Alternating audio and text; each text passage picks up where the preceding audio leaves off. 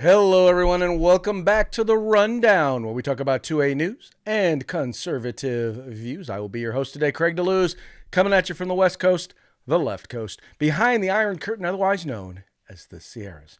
So please take a moment, like, share, and subscribe. Let your friends know exactly where the conversation is taking place. Let them know that they can either listen or they can watch. Wherever you get your podcast, you can hear us.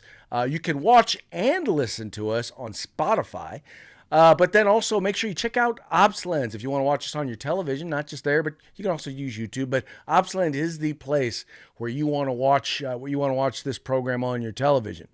Also, wherever you get your podcast, you can also listen to the program. Now, normally, I'm here with my compatriot, Mr. Mike Piwowarski, or Mikey P, as I like to call him, from Florida. But unfortunately, work's got him going today, so I'm here. It's just me. It's me and you, and we are going to have a good time at it. But before we do, let's make sure to get a quick shout out to our sponsors. We're going to start with Hitman Industries. You can find them at hitmanindustries.net. If you're looking to do a rebuild on, if you're looking for a barrel in particular, if you're looking for rifle or pistol length barrels, this is the place to go. If you've purchased an AR in the last few years, chances are you already have one of their barrels. So why not get another one, or why not replace it with another one? Whatever you're going to do, go ahead and do it. Go to hitmanindustries.net.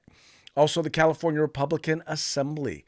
Ronald Reagan referred to them as the conscience of the Republican Party, helping to elect conservatives from all positions, from school board all the way up to President of the United States. Check them out today at cragop.org. Be a part of California's future today.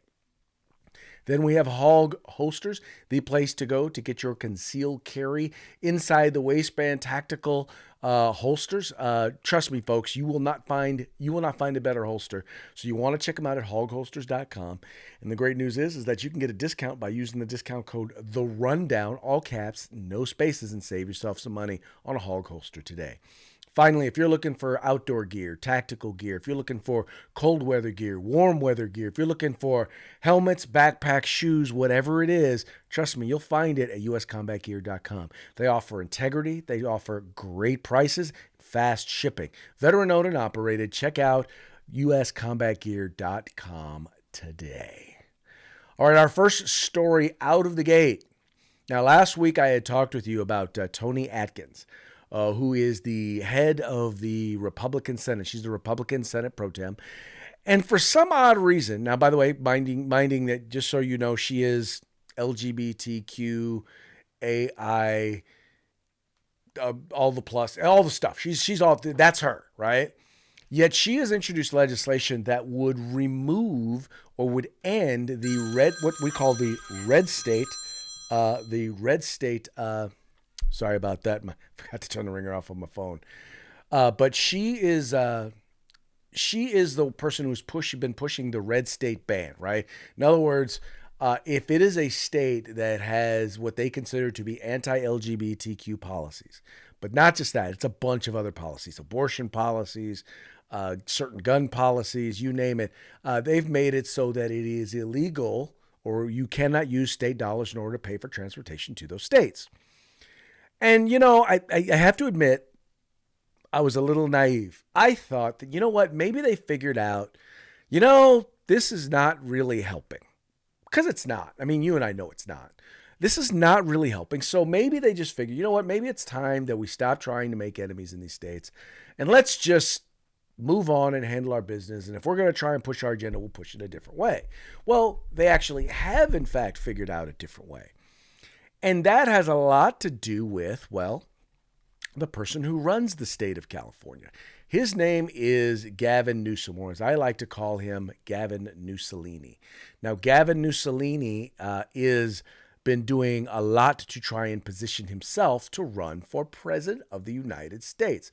You guys have probably seen him anywhere in the country. You've seen every time Ron DeSantis does anything, he puts his name out there and says, "I'm not Ron DeSantis." Or if Donald Trump says anything, "I'm not Donald Trump." Right? I mean, he's just very, very out of control dude who's just interested in trying to make himself look like the anti-Republican. Well, it turns out this is the reason why they may be doing it.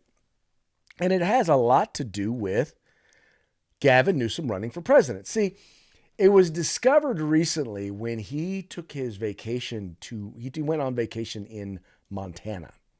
And during his vacation in Montana, well, he has security, he has staff that has to go with him when he does these trips because, well, number one, he's still supposed to be working as governor. I mean, his job just doesn't flat out disappear just because he's out of the state. But the other issue is that he has security that has to fly with him or that has to travel with him. Plus, once again, he is using state funds, to travel. So the thing is, what it turns out is actually happening here is he is actually breaking the law, or at least he is being accused of violating the law in order to be able to do this. Now, there are some exceptions that are included in there, and I think he's been kind of hanging his hat on, well, I get these particular exceptions because they're security and yada, yada, yada. But the one thing he can't deny is he's definitely violating the spirit of the law. In particular, since he is not currently running for president. Right? So it's not like he's out there running for, it's not like he's doing anything relating to the state. It's just the oddest thing because he's doing all this traveling. He's saying that he's not running for president, but he clearly is. And so what they want to do is they want to remove the barriers that are keeping him or that are making him look bad. Because, the thing is he also has another reputation. And if you remember conversations about the French Laundry, no, get your minds out of the gutter. That's not what this is about. That's not what the French Laundry is about. It is a very, very high-end, expensive restaurant in the Napa Valley that is known to be frequented by the very wealthy, in particular the politically connected. And he was actually at a dinner or was seen at a dinner, needless to say, maskless during the time of COVID. And he was at the French Laundry maskless and was, well, let's just say he's developed a reputation of being of the rules are for thee, but not for me. So in other words, he was out eating at a restaurant when he wasn't supposed to be. He was maskless around people, all up in here when he wasn't supposed to be at that event. He was also at a basketball game down in Southern California, once again in an area where you're supposed to be wearing masks. He had a mask, but he was holding on to it. He wasn't wearing it. He also, while he mandated and had most kids in California, forced them out of their public schools, forced them from being able to attend their public schools, made them do Zoom school. Yeah, he pulled his kids out of traditional public school and put them in a private school where they were actually able to meet and they were actually able to go to class and meet in person. So he's got a serious reputation once again of the rules are for thee, but not for me. And so this time, instead of trying to argue that he is violating about the fact that he's violating the rules, he decided, you know what, I think I'm just going to go ahead and ignore the rules or get rid of the rule. That way they can't accuse me of ignoring them. So let's just get rid of it. That, by the way, just so you know, that's how Gavin does it. And when you dare call him on it, well, you are the evil, divisive, and you are the Trump. He does like most of them do. It's like all of a sudden you are a Trump MAGA Republican, and therefore the very legitimate points that you are making really don't mean anything. Anyway, that's how they roll. Anyway, moving right along. This is something that, unfortunately, this is a story that you could pull out of just about any blue state. And in California, we've got stories like this. We got one guy who's involved in a mass shooting after being released from jail. We got another person who was released and killed his children, who was released because California is a sanctuary state. We have had people who have been arrested multiple times for car theft until finally killing somebody. Yeah, we've got all that here in California. But this time we're talking about New York. And he didn't actually kill anybody, but this individual was, it's kind of funny because they say here on the thing, they say, allegedly, hold on, let me pull this out. He said this guy allegedly beat someone up. but it's not allegedly. Well, he's accused of a crime. Anyway, so you have a man in New York was freed without bail for allegedly beating an off-duty NYPD sergeant. Okay, let's read the story. A man was released without bail Saturday after he allegedly attacked an off-duty NYPD sergeant walking his dog in Upper East State. Sherrod Johnson, 31, is accused of assaulting the 52-year-old officer on March 28th after telling him to slow down after his motorcycle clipped him, the Daily News reported. His release came despite prosecutors' request for a bail of $20,000 cash or bond. A source told the paper he has one prior arrest in 2019 for harassment and criminal mischief. Okay, here we go. According to witnesses, the sergeant was crossing East 90th Street near First Avenue around 7 p.m. when Johnson clipped him with his motorcycle mirror. According to police, an argument ensued during which the sergeant yelled at Johnson to slow down. When Johnson slugged the sergeant, the officer fell to the pavement and broke his ankle, according to a criminal complaint. The officer tried to get up. Johnson started kicking him. The doorman, Felix Rosa, added that he didn't realize the injured man was a police officer. According to the complaint, the victim said Johnson punched him repeatedly. Johnson got back on his motorcycle and sped down the street. All right. So here we have a guy who, all right, let's say he did not know he was an officer. All right. Clearly, this was a guy who was an older gentleman. When I say older, he's younger than me. But clearly, this was a young guy who hit an older guy or got into an argument with an older guy, punched him, knocked him down. When the guy tried to get up, he punched and hit him repeatedly. Right? Punched and hit him repeatedly, and then fled the scene. Sounds like a violent risk, right? Sounds like someone who not only is violent, but someone who is a threat to flee. He's a violent flight risk. Why would you not give him any bail? No bail whatsoever. Even though they only requested $20,000. Right? Which is not a lot of money in the realm of bail, right? But anyway, so this guy basically got let out with absolutely positively no bail after beating up a police officer. Now, okay, I once again, if he had known that the guy was a police officer, I think it would be a different story. But we know that this guy did not know he was, or at least we don't know that he knew he was a police officer. But still, once again, this guy is a violent flight risk. In New York, in a place where, quite frankly, no one feels safe. I mean, Eric Adams, where you at? I mean, I'm blaming you, buddy. You're the one I'm blaming you because you were supposed to do something to fix this. And I realize that this is the courts, but you're the one who said that you were going to work to make sure this stuff ended. And clearly it's not. I don't understand what is going on here in many of these places where the idea of decriminalizing crime and more protect the goal of the whole decriminalized crime movement or the smart on crime movement is based on the idea that people of color are disproportionately arrested and convicted of crimes and thus doing time in prison. There's a problem with that, though. If they are disproportionately getting caught committing crimes, well, then that's going to happen. If you're committing crimes, you should do the time. There's not a problem here because the other thing is this, is that overwhelmingly the majority of their victims happen to be also people of color. So here's my question. Once again, and you guys know me, I've asked this question dozens of times. Are you supporting black criminals or criminals of color or victims of color? Now, to me, the color doesn't matter. You ought to be going against criminals and for crime victims, regardless of their color.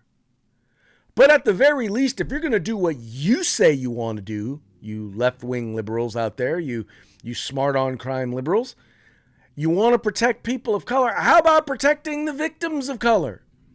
How about that? How about making sure that the people have shown a propensity to commit crime, violent acts against the people you say you want to protect? How about you lock them up? How about you do that? No, you won't. I know you won't because you're not interested in that. You are interested in, well, perpetuating a lie because that lie gets you reelected. All right, moving right along. Talking about the lie. Now in San Francisco, it is amazing that when I say amazing, it is interesting that in San Francisco they are realizing that the city is dying on the vine. The city is literally dying. When you have the San Francisco Chronicle, right? This is according to Breitbart News. When you have the San Francisco Chronicle, when you have their editorial board, which is about as left can be, when you have them arguing that, well, we need to do something, we need to, they're saying, urge 9/11 response to save downtown from collapse.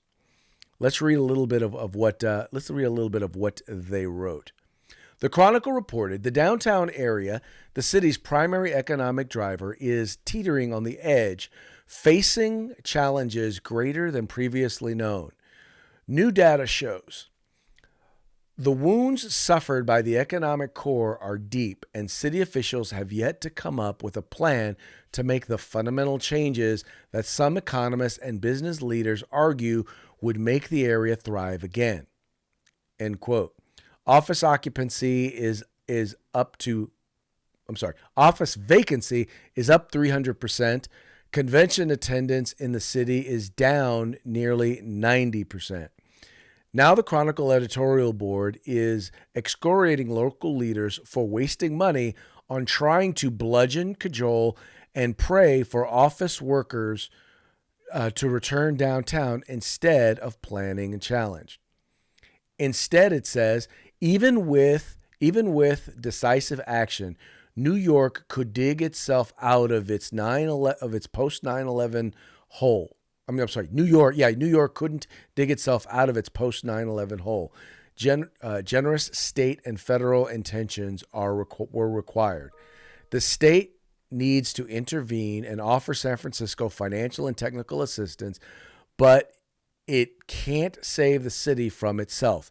Local officials need to prove they're committed to change and present a compelling vision for maximizing state investments.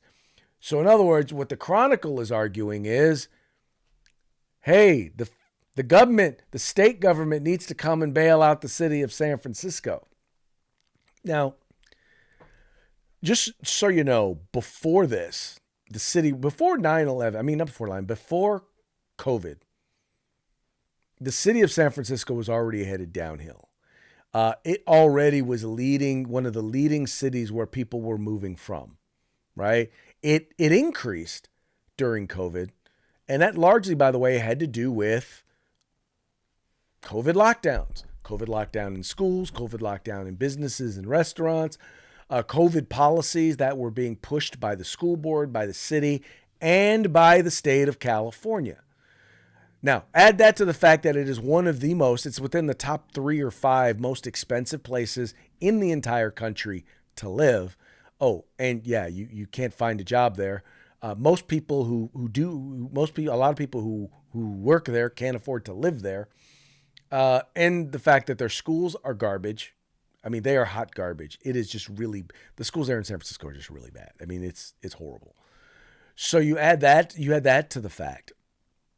And the reality is, well, I'll just sum it up for you. It's a liberal city. It's run by liberal progressive from top to bottom. The school board, all the way up to all the people who represent them in Congress, all the way up through the state legislature and into the governor's office. I mean, the Governor Gavin Mussolini used to be the mayor of San Francisco. Kamala Harris, Vice President of the United States, former senator for California, used to be the district attorney there in San Francisco, as well as the attorney general here in California. Nancy Pelosi, former Speaker of the House, is from San Francisco. I mean, how much... Folks, here's the deal. Liberal policies do not work. That is the reason why your city is dying. and to ask for someone else to help your city when you have killed it makes absolutely no sense. There's no reason why anybody else should be bailing out the city of San Francisco. Their attitude is San Francisco is too big to fail. Well, let it fail. When you start electing leaders who are going to do what is effective, who are going to start making it a place where, people want to live, right? How about this? How about start enforcing the law? How about locking people up for stealing and for robbing people, right? How about actually holding people accountable when they steal? How about not letting people poop on your streets, right? How about making sure that your schools are educating your children? You do those things. You make San Francisco a place where people want to live again? Well, then maybe your city will come back. But right now, the taxpayers of the state of California, the taxpayers of the United States of America owe San Francisco nothing for their self-inflicted wounds. And that's exactly what they are. Folks, they are self-inflicted wounds. You and I know it because we've talked about the policies day in and day out, and we know they ain't working. Anyway. And by the way, so 9/11 was done by foreign terrorists. What's happening to San Francisco is being done on a daily basis by domestic terrorists who are there in office. Now, yeah, that's a euphemism, but they are the ones who are inflicting these policies on themselves.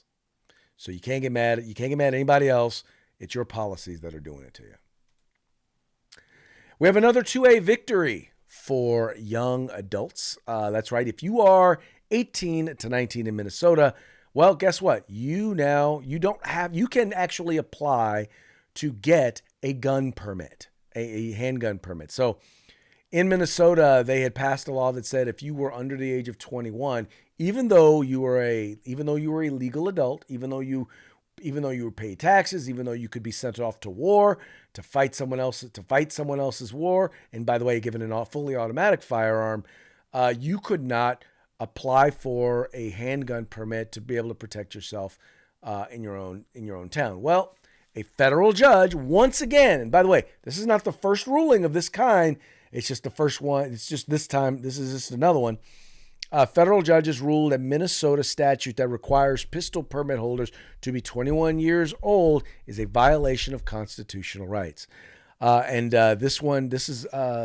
ruling follows 2021 lawsuit by 3 young adults and 3 gun rights organizations, including Minnesota Gun Owners Caucus, the Second Amendment Foundation, and the Firearms Policy Coalition. Our good folks, friends of the program over at FPC. Folks, once again, I'm just going to tell you this. You got a lot of people out there who are literally talking about, once again, how do I want to put this? There are people out there who want you to believe that the ability to have and possess a firearm is a privilege. It's not. It's a right.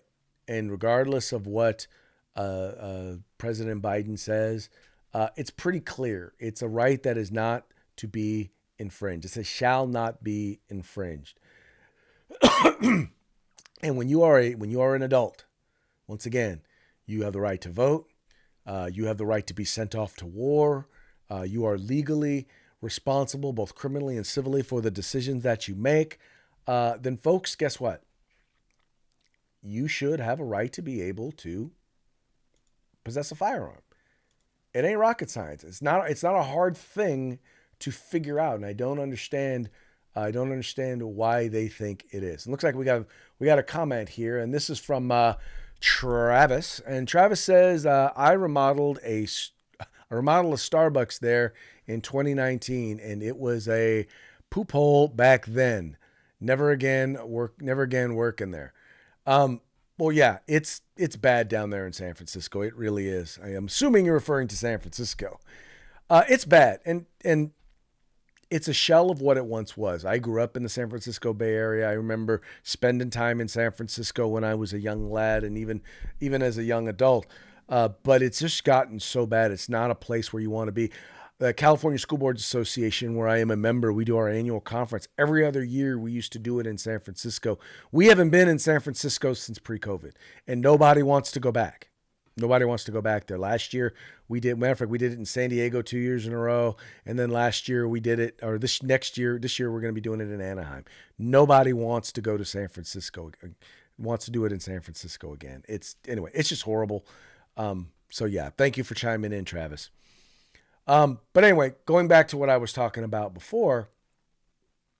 Look, if you're an adult, you're an adult. And you need to make up your mind. You either get to exercise your rights or you don't. And for people who think that young people should not be allowed to own or possess firearms, let me just throw this one out at you. A large amount of crimes involving firearms involve young men of color. Should we prohibit young men of color from being able to own firearms simply because of the color of their skin? Should they lose their rights just because of the color of their skin? A large percentage of straw purchasers, straw buyers, people who buy firearms and give them to people who aren't supposed to have firearms. A large percentage of them are women. Should we prohibit women from being able to purchase firearms? Folks, these are all indisputable facts. But see, if we start taking away people's rights based on their gender or based on their ethnic background, well, now all of a sudden people will have an issue with it. Now you see why I have an issue with it. So no, you know what? No, you get your rights. Period. This is not rocket science. You don't lose your rights simply because you don't lose your rights in order to make other people feel safe, and that's all it really does. It may make other people feel safe, but then again, if taking away rights made you feel safe, why don't you feel safe in California? Because you've already taken away a lot of our fundamental right to keep and bear arms. Anyway. All right, moving on to our parting shots, brought to you by Hog Holsters. That's helping America wear guns. You can get your Hog Holster at hogholster.com. Just go there. Make sure you use discount code The Rundown. All caps, no spaces. Get your Hog Holster today. You might have heard that Donald Trump is now in New York. He is ready to go ahead and turn himself in. Does not appear that there will be a perp walk. There are rumors that they may put a gag order on him. In other words, not allow him to speak to the media. I'm wondering exactly how that's going to go. But anyway, but I'm going to tell you right now, just so you know, since the announcement of the indictment, let's go back. When he told folks a couple of weeks ago that he was going to be arrested, that weekend he raised $1.5 million. Over this weekend, he's raised even more. Right? He raised even more. I think something like $4 or $5 million over this past weekend once the indictment was announced. What that goes to show you is kind of like Wile E. Coyote, and I know that doesn't look like Wile E. Coyote. It's a donkey, but think of it as Wile E. Coyote. And he has just attempted to blow up Donald Trump. There, you got the little box. You got the box of It says TNT and Trump indictment. And as you noticed, the plunger that he used to blow it up, that he was going to use to set off the dynamite, is what actually exploded. That is hilarious. And then you've got this next one. Once again, Thomas Sowell, one of my favorite writers, one of my favorite political and societal commentators of all time, has this quote for you. Too often, what are called educated people are simply people who have been sheltered from reality for years in ivy-covered buildings. Those whose whole careers have been spent in ivy-covered buildings, insulated by tenure, can remain adolescents on their own into their golden retirement years. Wow. I like to call when you have people who are many of these institutions of higher education that are more into indoctrination than actual education. By the way, in the middle of reading a great book, you got to check it out. It's by James Lindsay, who's actually, once again, he's a liberal, but it's called The Marxification of Education. Let me say that again. The Marxification of Education. You got to read it. For those of you who are into education, there's some things there that you will definitely recognize. So check that book out. But anyway, what I like to call them is people who subject themselves to indoctrination, not actual education, meaning getting all sides, getting all of the information. they are idiots. Or what I like to say, they are educated into imbecility. I'll say that one more time. Educated into imbecility. Yeah, we need to make t-shirts. If you can learn how to spell it, we'll do that. In any case, before we go today, I want to make sure to do another shout out to our sponsors. We've got Hitman Industries. You can find them at hitmanindustries.net. Rifle and pistol length barrels available for you. California Republican Assembly. Be a part of California's future today. Find them at cragop.org. Get your hog holster at hogholster.com. Use discount code RUNDOWN. All caps. The Rundown. All caps. No spaces. And finally, get your combat gear, tactical gear, outdoor gear. Whatever you're looking for, you'll find it at uscombatgear.com. And with that, Monday, is a wrap. We appreciate you tuning in. We appreciate you liking and sharing the program and encouraging your friends to do the same. We will see you tomorrow on Taco Tuesday. Have a good time.